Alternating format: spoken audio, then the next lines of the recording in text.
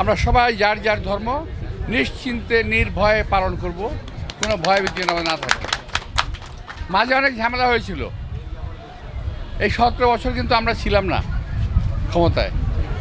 এই 17 বছরে বহু ঘটনা ঘটেছে, এর মধ্যে বিএনপি সম্পৃক্ত না। বিগত দিনে বহু ঘটনা ঘটেছে বিএনপির সময়, বিএনপির আগে এবং পরে।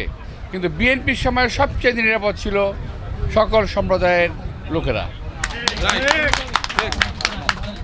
এটা আমাদের নতুন প্রজন্ম অনেকে হয়তো জানেন না।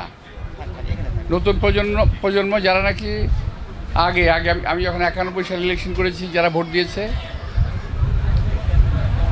পরে যখন ইলেকশন করেছি যারা ভোট দিয়েছে, 94 ইলেকশন করেছি যারা ভোট দিয়েছে, তারা কিন্তু কেউ এখন নাই। এখন যারা আছে নতুন প্রজন্ম, আমাকে হয়তো টেলিভিশন দেখে চিনতে পারেন, কিন্তু স্বাভাবিকভাবে কারোর সঙ্গে পরিচয় নেই, অনেকের সঙ্গেই নাই। এই জন্য কথাটা বললাম, এই দেশের আমাদের হিন্দু ভাইয়েরা যতটুকু নির্যাতিত হয়েছে আওয়ামী লীগের সময় হয়েছে, বিএনপির সময় নয়। বরং আমি বলতে পারি বিএনপির সময়ে এই দেশের হিন্দু ভাইয়েরা সবচেয়ে নিরাপদে ছিল, তাদের ভূ সম্পত্তি দখল হয় নাই। আওয়ামী লীগের সময় যা হয়েছিল, আমার কাছে ভুরি ভুরি প্রমাণ আছে। আমি এলাকার ছেলে তো, আমি জানি। যারা বাইরে থেকে এসে বক্তব্য রাখবেন তারা বলতে পারবেন না, কিন্তু আমি এলাকার ছেলে, এলাকার অবস্থা সম্বন্ধে আমি জানি। আমাদের গোপীবাগে, আমাদের মেরাদিয়ায়, দাসেরকান্দি, রাজারবাগ বহু হিন্দুদের আবাসভূমি ছিল। আজকে কিন্তু ওরা অনেকেই নাই। যাদের সঙ্গে আমি স্কুলে পড়াশোনা করেছি তারা কিন্তু অনেকেই নাই, চলে গেছে। আমি একজনকে জিজ্ঞেস করেছিলাম, চলে যাচ্ছিস কী জন্য, কেন যাবি?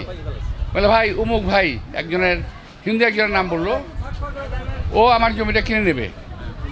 আবার সেই জমিটা সে আওয়ামী লীগের কাছে বিক্রি করেছে।